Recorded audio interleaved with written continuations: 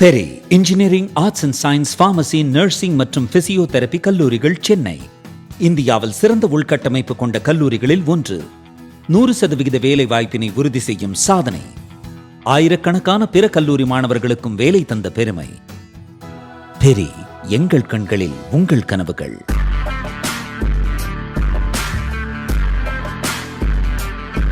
வணக்கம், ஜெயஹிந்த். இன்றைக்கி நம்ம சேனலில் வளைகுடாவை பற்றி ஒரு மிக முக்கியமான அப்டேட் பார்க்க போகிறோம். அமெரிக்கா ஏப்ரல் 22க்கு பிறகு எடுத்த அந்த ஸ்ட்ராட்டஜி, அதாவது கவுண்டர் பிளாக்கேடு. ஈரான் எப்படி ஸ்ட்ரெயிட் ஆஃப் ஹார்மூஸை பிளாக் பண்ணி உலக நாடுகள் எல்லாத்துக்கும், குறிப்பாக அமெரிக்காவுக்கு அந்த ப்ரெஷரை கொடுத்தாங்களோ, அதுக்கு பதிலாக ஈரானுக்கு உள்ள, அதே மாதிரி ஈரான்லேருந்து வெளியில் வரக்கூடிய பொருட்களுக்கு கம்ப்ளீட் பிளாக்கேடை இப்போ அமெரிக்கா பண்ணியிருக்காங்க. இதில் ஹைலைட்டாக பார்த்தீங்கன்னா தௌஸ்கா அப்படின்னு சொல்லக்கூடிய ஒரு ஈரானுடைய ஆயில் டேங்கர். இந்த ஆயில் டேங்கர் ஏற்கனவே அமெரிக்காவுடைய சாங்ஷன் லிஸ்ட்டில் இருக்குது. இந்த டேங்கர் தான் Iran to China, China to Iran சொல்லி சைனாவுக்கு கச்சா எண்ணெயை எடுத்துகிட்டு போயிட்டு இருந்த ஒரு மிக முக்கியமான VLCC ரக கப்பல். இந்த கப்பலை அமெரிக்கா சிறைப்பிடிச்சாங்க. இப்போ அது அமெரிக்காவுடைய கஸ்டடியில் இருக்குது அப்படின்றத பார்க்குறோம். அதன் பிறகு இந்த கப்பலில் இந்த சோடியம் பெர்குலேட்டுன்னு சொல்லக்கூடிய மிசைல் தயாரிக்கக்கூடிய மூலப்பொருட்களை சைனா அனுப்பிச்சதுன்னு சொல்லி அமெரிக்கா சொல்லியிருந்தாங்க. இவங்க என்ன சொன்னாங்க பதிலுக்கு அப்படின்னு பார்த்தீங்கன்னா, இல்லை அந்த கப்பலில் மக்களுக்கு தேவையான மருந்து இருந்துச்சு அப்படின்னு சொல்லிட்டு. ஸோ நரேட்டிவ், கவுண்டர் நரேட்டிவ் அப்படின்றது போயிட்டுருக்கு. அதன் பிறகு ஏப்ரல் 21 டேங்கர் டிஃபானி அப்படின்னு சொல்லக்கூடிய ஒரு கப்பலில் இவங்க உள்ளே போகிறாங்க. இண்டோ பேக்காம் ரீஜனில் ஈரானுடைய ஆயில் ஸ்மக்லிங்கில் ஈடுபட்டிருக்கக்கூடிய கப்பல்ன்ட்டு ஒரு நாடை எப்படி கடத்த முடியும் அப்படின்னு கேட்டிங்கன்னா, ஈரான் மேலே விதிக்கப்பட்டிருக்கக்கூடிய பொருளாதார தடைப்படி எந்த நாடும் ஈரான் கிட்ட ட்ரேட் பண்ண முடியாது. இப்போ இந்தியா பார்த்திங்கன்னா 2018 வரைக்கும் நம்ம பண்ணிகிட்டு இருந்தோம். அதன் பிறகு அமெரிக்காவோட தடையின் காரணமாக நம்ம பண்ணலை.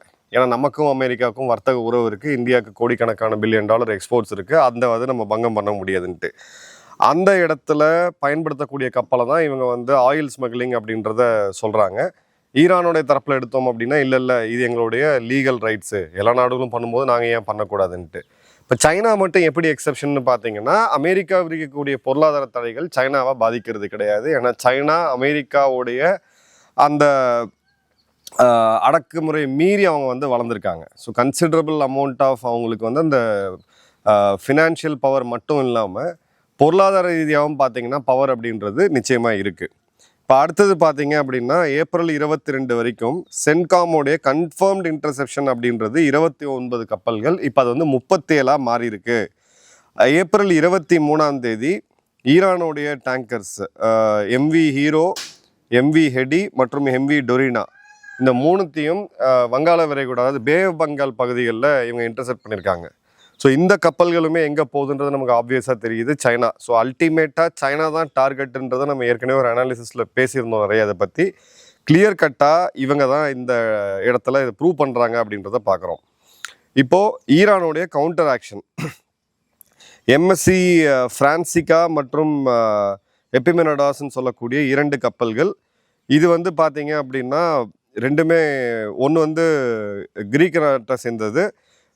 கிரீஸோடைய கப்பல்கள் ஆக்சுவலாக பார்த்தீங்கன்னா இது கன்சைன்மெண்ட் எடுத்துக்கிட்டு ஜபால் அலி போர்ட்லேருந்து இந்தியாவுக்கு வந்துக்கிட்டு இருந்த கப்பல். இதன் மீது துப்பாக்கி சூடு நடத்தினாங்க.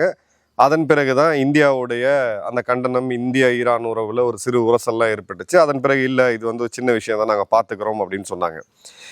இப்போ ஈரானுடைய ஜாயின்ட் மிலிட்ரி கமாண்ட் கத்தம் அல் அன்பியா அப்படின்னு சொல்லக்கூடியது, இப்போ அவங்க அமெரிக்கா மேலே என்ன வைக்கிறாங்கன்னா, ஆர்ம்டு பைரசி, அது கடல் கொள்ளை இது அப்படின்னு சொல்லி அவங்க சொல்கிறாங்க. அதே மாதிரி ஸ்டேட் டெரரிசம் அட் சி, இது நாடே பண்ணக்கூடிய பயங்கரவாதம் கடலில் அப்படின்ட்டு.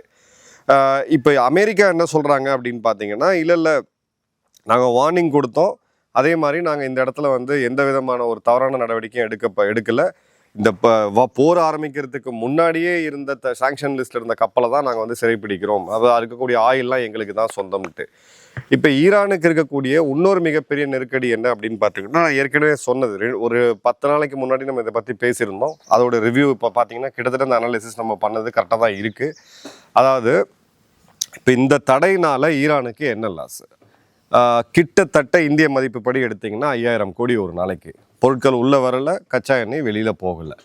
ஸோ பொருட்கள் உள்ளே வரலை அப்படின்ற போது அது எலக்ட்ரானிக்ஸில் ஆரம்பித்து உணவுலேருந்து மருந்துலேருந்து எல்லா விதமான அத்தியாவசியமான தேவையுமே அதில் இருக்குது. இது எல்லாத்த விட ரொம்ப முக்கியம் அவங்களுடைய எண்ணெய் கிணறுகளுடைய அவுட்புட்டு. இப்போ எண்ணெய் கிணறுகள்லேருந்து நீங்கள் அவுட்புட்டை குறைச்சிங்க அப்படின்னா அதை மீண்டும் கொண்டு வரதுக்கு ஒரு பெரிய சவாலான விஷயம், டைம் எடுக்கும். அப்போ அந்த ஆயில் வந்து ப்ரொடியூஸ் ஆகிட்டே இருக்கும், ஆயில் வெளியிலையும் போக முடியாது. அப்போ என்ன பண்ணி ஆகணும், நீங்கள் அல்டிமேட்டாக இதை கொண்டு வந்து இதில் வச்சாகணும், அதாவது நீங்கள் ஸ்டோர் பண்ணி ஆகணும். ஸ்டோர் பண்ணக்கூடிய ஃபெசிலிட்டி இப்போ ஈரான்கிட்ட கிடையாது. கார் தீவுகளில் இப்போ இவங்க வந்து ஒரு பெரிய ஸ்டோரேஜ் ஃபெசிலிட்டியை உருவாக்கணும் அப்படின்னு முயற்சி பண்ணுறாங்க. பட் இதெல்லாம் வருடக்கணக்காக ஆகும். ஸோ இப்போ ஈரான் என்ன பண்ணிகிட்டு இருக்காங்கன்னு பார்த்தீங்கன்னா, டீகமிஷன் பண்ணப்பட்ட கப்பல்கள், ஆயில் டேங்கர்ஸ், இதுக்கு மேலே அது எஃப்சி பண்ணுவோம் பார்த்தீங்கன்னா நம்ம வண்டிக்கு, அது மாதிரி எஃப்சி பண்ணாத சால்வேஜ் ஆன கப்பல்கள் அது வந்து கடல்லே நிறுத்தி வச்சுருப்பாங்க, ஷோருக்கு பக்கத்தில் நிறுத்தி வச்சுருப்பாங்க, கடற்கரைக்கு பக்கத்தில். அந்த கப்பல்களில் இப்போ ஆயில் ஸ்டோர் பண்ண ஆரம்பிச்சிருக்காங்கன்றது. ஸோ ஈரானோடைய, அதாவது அமெரிக்கா கொடுத்த இந்த அழுத்தத்தோடைய ஃபஸ்ட்டு விசிபிள் ப்ரெஷர் அப்படின்றது இப்போ நம்ம தெளிவாக ஈரான் மீது பார்க்க முடியுது.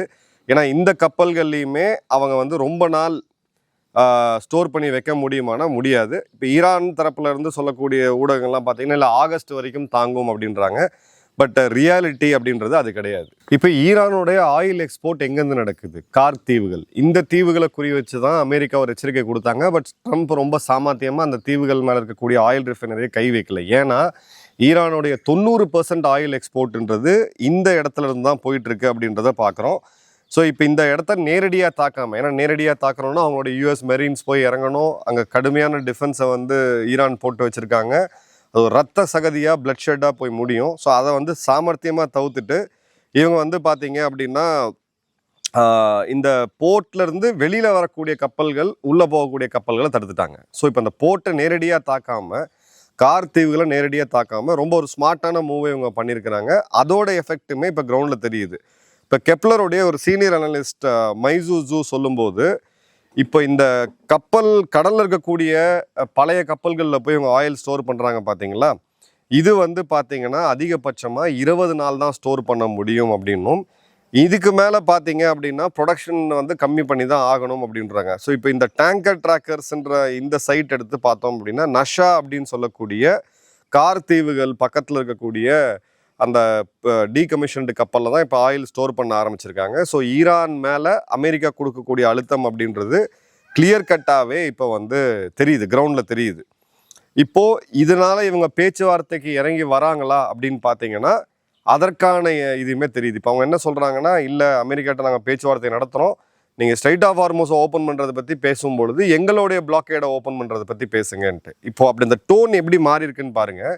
இந்த மூவ்ஸ் அண்ட் கவுண்டர் மூவ்ஸில் அந்த 5 அம்ச கோரிக்கை ஈரானோட நான் நெகோஷியபிள், அணு ஆயுதங்கள் என்ரிச்மெண்ட்டை தடுக்கக்கூடாது, ஈரான் மேலே இருக்கக்கூடிய பொருளாதார தடைகளை எடுக்கணும், ஸ்ட்ரைட் ஆஃப் ஹார்மோஸ் எங்களுக்கு சொந்தமானது, ஸோ அதில் வரக்கூடிய இதில் வந்து நாங்கள் வந்து வரி விதிப்போம், அதே மாதிரி இந்த போருக்கு உண்டான காம்பன்சேஷனை அமெரிக்கா தான் தரணும், இனிமே எந்த ஜென்மத்திலையும் ஈரானோ அமெரிக்காவோ இஸ்ரேலோ எங்களை தாக்கக்கூடாது. இந்த 5 அம்சத்துலேருந்து இப்போ ஈரான் என்ன அதிகமாக பேசுகிறாங்க அப்படின்னு பார்த்தீங்கன்னா, எங்கள் மேலே போடப்பட்டிருக்கக்கூடிய இந்த பிளாக்கேடை எடுக்கணும், எங்கள் நாட்டுக்குள்ளே கப்பல்கள் வரதையும் வெளியே போகிறதையும் அனுமதிக்கணும், அப்போது நாங்கள் வந்து ஸ்ட்ரைட் ஆஃப் ஹார்மோஸை பற்றி பேசுகிறோம்ட்டு. ஸோ ட்ரம்ப் கடைசியாக எடுத்த அந்த ஸ்ட்ராட்டஜி அப்படின்றது இப்போ கிளியராக ஒர்க் ஆகிட்டு இருக்கு அப்படின்றத பார்க்குறோம்.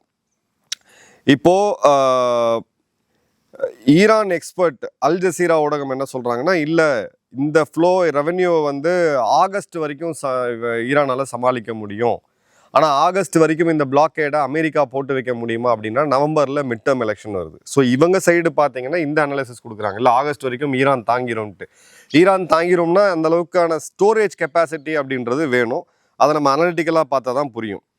இப்போது கேட்ஸ்மன் என்ன சொல்கிறாரு அப்படின்னு பார்த்தீங்கன்னா, ஆகஸ்ட் வரைக்கும் ஈரானுக்கு டைம் இருக்கா அப்படின்னு பார்த்தீங்கன்னா கிடையாது, இவருக்கு வந்து இந்த கைனடிக் எஸ்கலேஷன் தான் ஒரே வழி, இப்போ போகிற வந்து அடுத்த கட்டத்துக்கு மீண்டும் ஆரம்பிக்கிறது மட்டும்தான் வழி, ஏன்னா இந்த மாதிரி பிளாக்கேட் அப்படின்றத ஈரான் வந்து தாங்கிடுவாங்க அப்படின்ட்டு. இப்போது ஆகஸ்ட் வரைக்கும் இவங்க தாக்கு பிடிக்கிறாங்க அப்படின்ற போது ட்ரம்ப் வந்து கண்டிப்பாக பேக் ஃபுட்டில் இருக்கார். ஏன்னா ஆகஸ்ட் வரைக்கும் இந்த டெட்லைன் போச்சு அப்படின்னா ட்ரம்ப்போடைய கேம் வந்து அங்கே ஆட்டம் கண்டுரும். பட் இவங்க சொல்கிற மாதிரி 20 நாள் அப்படின்னு இருந்ததுன்னா இப்போ மே 20 வரைக்கும் கணக்கு வச்சுங்க, அதுக்கு மேலே ஈரான் வந்து கிரிப்பிள் ஆக ஆரம்பிச்சிடும். அதே மாதிரி நம்ம இஸ்ரேலிய ஊடகங்கள் மற்றும் ஸ்பெசிஃபிக்கலாக யூஏயோட ஊடகங்களை ஃபாலோ பண்ணும்போது உள்ளுக்குள்ள இருக்கக்கூடிய அந்த புரட்சி அப்படின்றது மீண்டும் மிக மிக அதிகமாக வந்து வரக்கூடியதை பார்க்குறோம். இப்போ உள்ளுக்குள்ள இருக்கக்கூடிய அந்த மக்கள் அதிருப்தி பாகிஸ்தான்லேயே இது தாக்கம் வந்து அதிகமாக இருக்குது. 8 மணி நேரம் ஒரு நாளைக்கு பவர் கட்டு, 400 ரூபா ஒரு லிட்டர் பெட்ரோல் டீசல், கிட்டத்தட்ட ஆவரேஜாக பார்த்தீங்கன்னா 380லேருந்து 400 ரூபா. நீங்கள் இந்த ஹை பவர் டீசல்லாம் போனீங்கன்னா 500 ரூபா. ஸோ இப்போ பாகிஸ்தானோடைய ஒரு பத்திரிகையாளர் வந்து ஓப்பனாக வீடியோவில் குமுறதை வந்து பார்க்க முடியுது. இந்த நாட்டில் நான் ஏன் பிறந்தேன் அப்படின்னு. இதே தான் நாங்களும் சொல்கிறோம். நாட்டில் பிறக்கிறது தப்பு கிடையாது, நாடாக நடத்தணும். பயங்கரவாதத்தை வந்து ஒரு கொள்கையை வச்சுக்கிட்டு இருக்கக்கூடிய நாட்டில் இதுதான் நடக்கும் அப்படின்றத பாகிஸ்தான் உணர்றாங்க. இதை விட ப்ரெஷர் நிச்சயமாக ஈரானில் அதிகமாக தான் இருக்கும். உள்ளுக்குள்ள 15 லட்சம் ரூபா ஈரானோட ரியாலை கொடுத்து நீங்கள் 1 லிட்டர் பால் வாங்க முடியும் அப்படின்னா இது எப்படி இப்போ கணக்கு வரும்னு பாருங்கள். அப்போ என்ன கரன்சியை வந்து நீங்கள் அடுத்தடுத்த 0 போட்டு தான் நீங்கள் பிரிண்ட் பண்ணி ஆகணும். அதையும் ஈரான் பண்ணிகிட்டு இருக்காங்க. ஸோ இப்போ இந்த இடத்துல குளோபல் ஆயில் மார்க்கெட் என்ன நடக்குது அப்படின்றத பார்க்குறோம். ஐஇஏவுடைய தலைவர், இன்டர்நேஷ்னல் எனர்ஜி கமிஷனுடைய தலைவர் ஃபத்தி பிரால் சொல்லும்போது 1970 நடந்த ஆயில் கிரைசிஸுக்கு பிறகு மிகப்பெரிய கிரைசிஸ் இதுதான் அப்படின்றாரு. அதே மாதிரி பார்த்தீங்க அப்படின்னா S&P ஸ்டாண்டர்ட் அண்ட் புவர்ஸோடைய குளோபல் வைஸ் சேர்மன் டேனியல் பேசும்போது இந்த மாதிரியான ஸ்கேல், இந்த அளவுக்கான தாக்கத்தை இது வரைக்கும் யாருமே நான் பார்த்ததே கிடையாது. ஈராக் இன்வேஷனும் சரி, ஈராக் வந்து 1990களில் போய் குவைத்தை வந்து கேப்சர் பண்ணாங்க, அப்போ கூட இந்த அளவுக்கு வந்ததில்லை அப்படின்னு சொல்கிறாங்க. இப்போ வந்து க்ரூடு பார்த்தீங்க அப்படின்னா, அதாவது $70லேருந்து $120 டச் பண்ணிட்டு இப்போ $96லேருந்து $103 பெர் பேரல் அப்படின்றத ரேஞ்சில் இருக்குது. ஸோ 70லேருந்து 100 அப்படின்னு நம்ம வச்சுக்கிட்டா கூட கிட்டத்தட்ட $30. ஸோ $1க்கு 55 காசு நமக்கு வந்து பெட்ரோல் டீசல் விலை உயர்வு அப்படின்றது நடக்கும். ஸோ 15 ரூபாய் அளவுக்கான தாக்கம் வரக்கூடிய காலங்களில் இது கண்டினியூ ஆச்சுன்னா நிச்சயமாக இருக்குது. ஏன்னா இதை நம்ம இதுக்கு மேலே டிலே பண்ண முடியாது. ஒரு லெவலுக்கு மேலே அது பார்த்தீங்க அப்படின்னா எக்கனாமி வந்து பாதிக்க ஆரம்பிச்சிடும். செயற்கையாக அதை வந்து வச்சாங்க அப்படின்ற போது, கண்ட்ரோல் பண்ணி வச்சாங்கன்னா அதுக்கு லேட்டராகி கரெக்டாக ஆகும் பொழுது அப்பயுமே பார்த்தீங்கன்னா ஒரு பெரிய தாக்கத்தை வந்து கொடுக்கும். பட் அதுக்குள்ளே இது கீழே வரும்ன்றதை நம்ம நிச்சயமாக நம்பலாம். ஏன்னா அமெரிக்கா கொடுத்துருக்கக்கூடிய இந்த ப்ரெஷர் ஈரான் மேலே நிச்சயமாக வேலை செய்யுது. இதே மாதிரி பார்த்தீங்க அப்படின்னா ஆயில் க்ளோஷர் அப்படின்றது ரஃபா, இப்போ இந்த க்ளோஷர் அப்படின்றது ரஃபா $40 ஆட் ஆகுது அப்படின்றாங்க. ஒரு நல்ல செய்தி என்ன அப்படின்னா, போர் முடிஞ்ச பிறகு $40 விட அதிகமான வீழ்ச்சி, அதாவது $60 to $70 அளவுக்கான இடத்துல கச்சா எண்ணெய் மீண்டும் வரதையும் நம்ம வந்து கிளியர் கட்டாக ப்ரெடிக்ட் பண்ணலாம். இப்போ அமெரிக்காவோடைய கேஸ் ப்ரைஸ் எடுத்தீங்க அப்படின்னா 4.005 இந்த அளவுக்கு உயர்ந்திருக்கு பெர் கேலன். இப்போ அவங்களுடைய இது பார்த்தீங்க அப்படின்னா $3 பெர் கேலன் அளவுக்கு நெக்ஸ்ட் இயர் வரைக்கும் தான், 1 வருஷம் ஆகும் இது வர்றதுக்கு அப்படின்னு சொல்கிறாங்க. இப்போ ஈரான் மீண்டும் கல்ஃப் நாடுகளுக்கு எச்சரிக்கை கொடுத்துருக்காங்க. அதாவது கத்தாரில் இருக்கக்கூடிய ராஸ் லஃபான் எல்என்ஜி பிளான்ட்டு மற்றும் சவுதியில் இருக்கக்கூடிய வேர்ல்டோட லார்ஜஸ்ட் ஆயில் ரிஃபைனரி, இது எல்லாத்துலேயுமே நாங்கள் கை வைப்போம் அப்படின்னு சொல்கிறாங்க. இது தவிர ஃபுட் செக்யூரிட்டி எடுத்தோம், இதுதான் ரொம்ப ரொம்ப முக்கியம். ஏன்னா இந்த பெட்ரோல் டீசல் எடுக்கும்போது தான், கச்சா எண்ணெய் எடுக்கும்போது தான் அதிலிருந்து ஃபெர்டிலைசர், பெட்ரோகெமிக்கல்ஸ் எல்லாத்தையுமே நம்ம எடுக்கிறோம். ஸோ அதோடைய தட்டுப்பாடு ஏற்படுச்சு அப்படின்னு பார்த்தீங்கன்னா 40லேருந்து 120%, அதாவது 40 அப்படின்றது மினிமம், 120 அப்படின்றது ஹையஸ்ட் ரேஞ்ச். இந்த அளவுக்கு பெட்ரோல் டீசல், அதாவது இந்த ஃபெர்டிலைசரோடைய தாக்கம் உணவு விலை மேலே இருக்கும் அப்படின்னு சொல்கிறாங்க. அதே மாதிரி பார்த்தீங்க அப்படின்னா fertiliser, methanol, aluminium, sulphur, graphite, இப்போ இதுக்கு சம்மந்தப்பட்ட தொழில்துறையில் இருக்கவங்க வந்து மறக்காமல் கமெண்ட் பண்ணுங்கள். குறிப்பாக இப்போ டைல் இண்டஸ்ட்ரி எடுத்துக்கங்க, இந்த மாதிரியான இண்டஸ்ட்ரியில் இது மேலேயுமே இப்போ தாக்கம் இருக்குது அப்படின்றத பார்க்குறோம். இப்போது இந்தியாவுக்கு என்ன பிரச்சனை, 50% நம்மளுடைய கச்சா எண்ணெய் அப்படின்றது வளைகுடா நாடுகள்லேருந்து வருது, 53% எல்என்ஜியும் இங்கேருந்து வருது. சைனாவை எடுத்தீங்க அப்படின்னா 40% அவங்களுடைய தேவை அப்படின்றது ஸ்ட்ரெயிட் ஆஃப் ஹார்மோஸ்லேருந்து, அதே மாதிரி 30% அப்படின்றது கல்ஃப் எனர்ஜியில், அதாவது இவங்க எல்என்ஜியில் வந்து கத்தார்லேருந்து வந்துக்கிட்டு இருக்கு. ஸோ எல்லா நாடுகளுமே இதனால் ஒரு கடுமையான பாதிப்பை ஏற்படுத்த போகுது அப்படின்றத பார்க்குறோம். ஸோ இந்த போருக்கு இப்போது கைனட்டிக் ஆப்ஷன்ஸை அமெரிக்கா இன்னும் அதிகப்படுத்திகிட்டே இருக்காங்க. இப்போ நம்ம பேசும்போது கூட அமெரிக்காவுடைய டேங்கர்ஸ் மற்றும் அமெரிக்காவுடைய அந்த இஸ்ரேலுக்கும் அவங்களுக்கும் இருக்கக்கூடிய உறவு, மிலிட்ரி ரெப்ளனிஷ்மெண்ட், லாஜிஸ்டிக் ரெப்ளனிஷ்மெண்ட்டு நம்ம சொல்லுவோம், அது எல்லாமே ஃபுல் வேகத்தில் நடந்துக்கிட்டு இருக்குது. அதே மாதிரி பார்த்தீங்க அப்படின்னா ஈரானுடைய லீவரேஜ், ஒரே லீவரேஜ் டைம். இந்த பிளாக்கேடை ஆகஸ்ட் வரைக்கும் அவங்க தாங்கிட்டாங்க அப்படின்னா அமெரிக்காவுக்கு அந்த லீவரேஜ் வந்து இல்லாமல் போயிடும். அமெரிக்காவை பொறுத்த வரைக்கும் ஈரானை இப்போ குரல் வலையை வந்து நெரிச்சிட்டு இருக்கிறாங்க அப்படின்றத பார்க்குறோம். 5000 கோடி, அதாவது $500 மில்லியன் அளவுக்கான லாஸை ஒரு நாளும் அவங்க எடுத்தாங்க அப்படின்னா ரொம்ப நாளும் பார்த்தீங்கன்னா இவங்களால வந்து போக முடியாது. அதனால தான் ஈரானுடைய வெளியுறவுத்துறை அமைச்சர் உடனடியாக ரஷ்யாவை போய் சந்திச்சிருக்காரு, புத்தின் அவர்களை சந்திச்சிருக்காரு. புத்தின் வந்து இந்த நெகோசியேஷனில் நாங்கள் இவங்களுக்கு ஈரானுக்கு சப்போர்ட் பண்ணுன்றாங்க. அந்த வேர்டிங்ஸ் நல்லா கவனிங்க. அமெரிக்காவுக்கும் ஈரானுக்கும் இருக்கக்கூடிய பேச்சுவார்த்தையில் நாங்கள் ஈரானுக்கு சப்போர்ட் பண்ணுவோம் அப்படின்னு சொல்லும்போது இப்போ அவர்கிட்ட இருக்கக்கூடிய ஆயிலில் அந்த ஆயில் இப்போ மார்க்கெட்டில் அலோவ் பண்ணியிருக்கிறாங்க. ஸோ அந்த லீவரேஜை கிளியர் கட்டாக அவங்க எடுக்கிறாங்க அப்படின்றத பார்க்குறோம்.